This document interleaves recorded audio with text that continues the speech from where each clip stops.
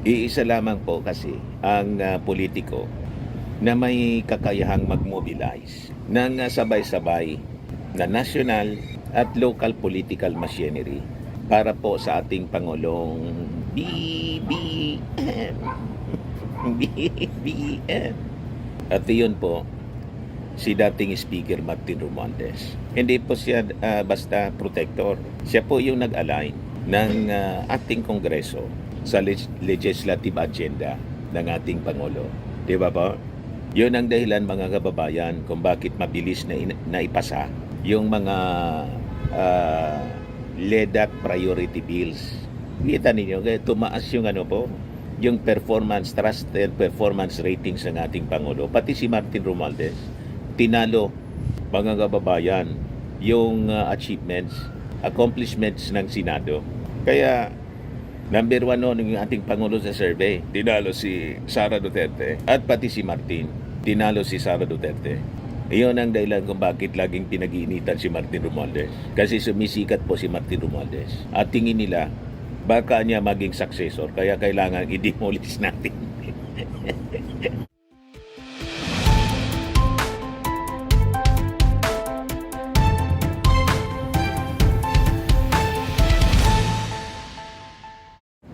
Hello po mga kababayan, si Dante Maravillas. Ganda niya Mr. Maravillas ng background mo. Ito yung bago naming tahanan. Sana niya yan Mr. Maravillas. Secret. Kita ninyo, napakaganda ng paligid ko. Di ba? Yan. Ang ganda ng halaman, mga kababayan, oh.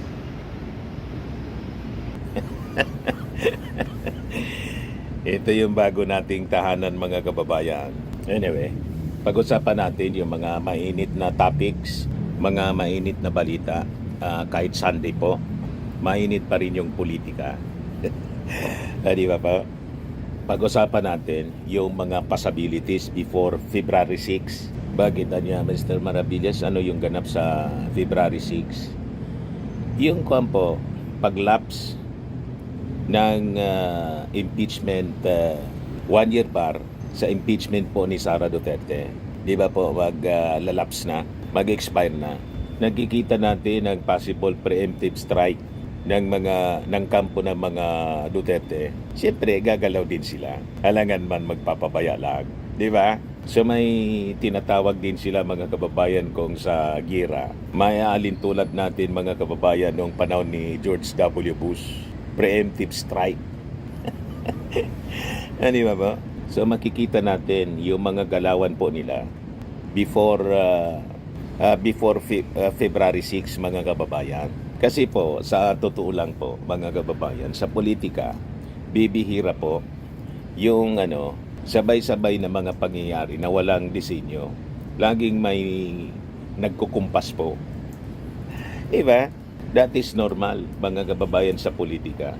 Laging may nasa likod na kumbaga sa sindikato, mastermind na siyang nagkukumpas.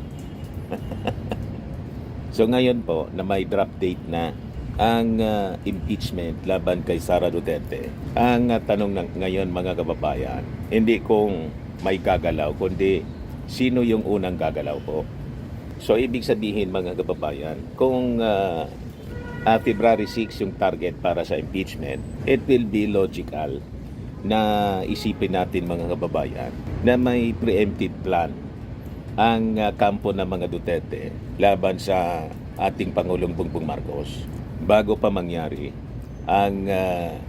umabot ang February 6. So comes now itong naobserbahan natin ng mga galawan nila mga kababayan. As you can see, sa takbo ng politika ngayon, sa takbo ng ingay, tingin natin mga kababayan, may binubuo silang mga martyrs. Yung pwede nilang magamit, may sakripisyo mga kababayan para mabilog yung isipan ng ating mga mamamayang Filipino. Kailangan kasi nila na magtayo ng tinatawag na emotional capital. So dito po pumapasok ang mga tinatawag na DDS martyrs, mga personalities na tinataya nila bilang mga pabiktim, mga biktima para po mayanda ang naratibo. Dito po mapasok ang mga personalities tulad po ni Kiko Barsaga at saka si Leandro, DDS Representative Leandro Leviste. Parehas po DDS sila, si Kiko, si Leandro. Ito yung binubuo nila mga kababayan bilang mga martir kasi nakita nila mga bata pa, madaling paikutin. O, di ba? Ito yung mga nilulutag nilang mga muka ng kabataan na gigets ninyo, mga kababayan, ang strategy ng mga DDS, ng mga manggagamit. Perfect na gawing martir mga kababayan. Kasi siyempre, kulang pang experience sa politika kung paano pinaiikot ng mga matatandang politiko na nasa likod nito. Alam naman ninyo po yung mga kabataan. Tulad ni Kiko, gustong-gustong maging bayani. Ganon din si Leviste, si Leandro.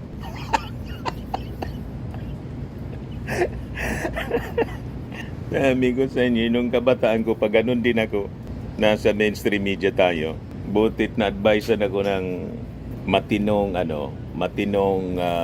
veteran broadcaster. Sabi sa akin, Noy, hinay-hinay, Noy, baka mapahama ka.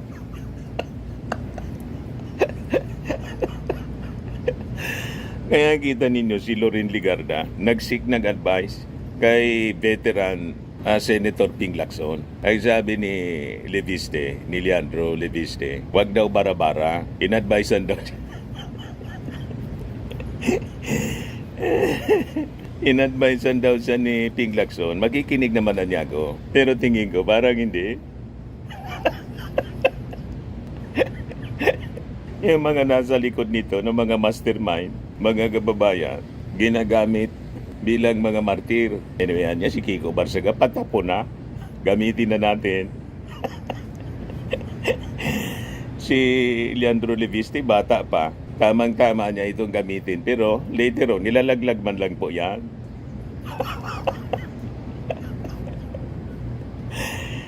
Ganon ang laban sa politika po. Lalo sila may access sa media, not only sa mainstream, kundi sa social media. Sarili nilang tira lang ng tira. Walang trino. Tingnan ninyo, nagkabulbul na yung buhay ng dalawa. Madali kasi silang gawing simbolo ng inaaping boses. Madaling paikutin kasi siyempre kulang pa ang kanilang experience sa politika. Si Kiko halimbawa, hindi na din nakikinig sa magulang kasi matigas nga ang ulo. Yun ang naturaliza niya. Si Leandro Leviste naman po, anak ni Loren, anak ng dating gobernador. At biglang lumobo yung kanya mga kababayan na pagkakilala sa kanyang sarili kasi at young age, biglang naging bilyonaryo dahil sa kanyang solar business na ngayon po nagkabulbul na. Sinampal po ng DOE ng 24 billion penalty. But anyway, hindi man po tayo mag-advise na kung ano ang dapat gawin itong dalawang batang congressman. Kasi nga po, di ba sabi ni Bonaparte, do not disturb your enemy when he is committing mistakes. Hayaan na lang natin sila kung ano ang gusto nilang gawin. Magpagamit silang dalawa dito sa mga veteran politikos na nagpapaikot sa kanila, di bala sila sa buhay nila. Di ba po? Happy niyan si Sara, saka si Toby Chanko, pati si Chisi Escudero. Timing si Chisi Escudero.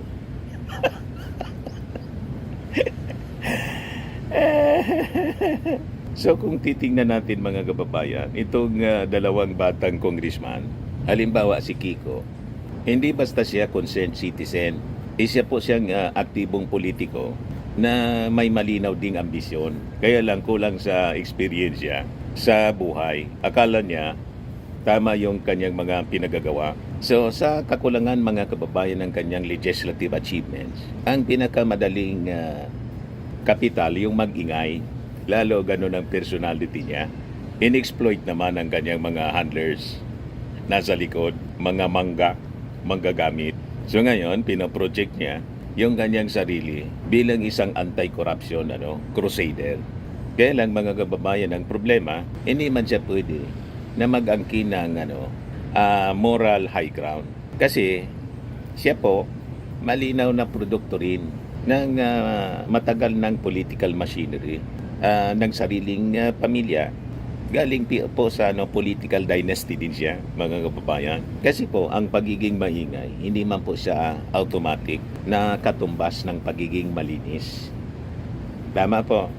Ganon din po si Leandro Libiste. Ang laban po ni Libiste, hindi po simpleng paghahanap ng katotohanan. Sa tingin natin, ito po ay laban para po sa interes ng negosyo nila. Nakita naman po natin na sa ilalim po ng previous administration, Duterte administration, mabilis ang naging daloy ng kita ng kanyang solar ventures. Biglang naging bilyonaryo. Biglang sinampal po ng 24 billion penalty, fine. Balik siya sa dati. Ano ba? Malamang mabankrupt. Kasi po sa ilalim ng Marcos administration, mas maigpit po ang pagtingin sa mandato, compliance at performance ng prangkisa. Ito ngayon ang sinusuri. Kapag kasi po ang negosyo ay nasusuri, ang reflex po ng negosyanteng apektado ay gawing politika lang usapan. Ito na ngayon ang narrative ni Libiste. Iniipit siya dahil sa Cabral Files. Sabi po ni Garin, matagal na nga niya siya yung mga kontrata niya, service contracts hindi man natupad, kaya tinerminate namin 40 service contracts ang tinerminate namin kasi wala man siya niyang naipagawa, hindi natupad yung mandato base sa franchise. So nakikita natin yung logical pattern dito.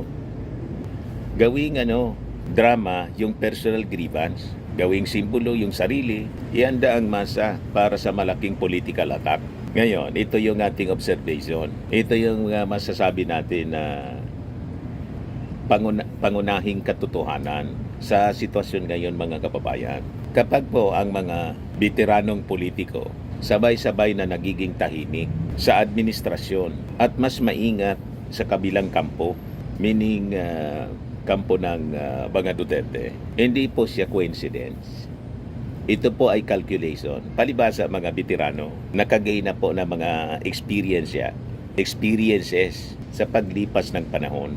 Nagiging wise sa mga galawan po. Karamihan nito mga veterano, mga mangga. Ito yung talagang mangga. Ginagamit yung mga kabataan para sa kanilang agenda. Kaya kawawa yung kulang ang alam, kulang ang experience, mga kababayan. Sino niya yan, Mr. Maravillas, na nakikita mo mga veterano, tulad po ng mga personalities niya na tulad ni na Toby Chanco at Chis Escudero, mga veterano na. Sina Toby Chanco at Chis Escudero, tulad ng dati, hindi po sila sumusuporta sa impeachment ni Sara. At nakikita po ninyo ngayon, kapansin-pansin, ang mas bukas na pagdistansya sa administrasyon at nagiging maingat din sila sa pagtrato kay Sara Duterte. Mga wise na Ngayon ang tanong, bakit? Bakit ganon? Kasi po, dahil sa politika, hindi po, hindi ideology ang unang iniisip. Ano yan, Mr. Maravillas? Survival at saka posisyon.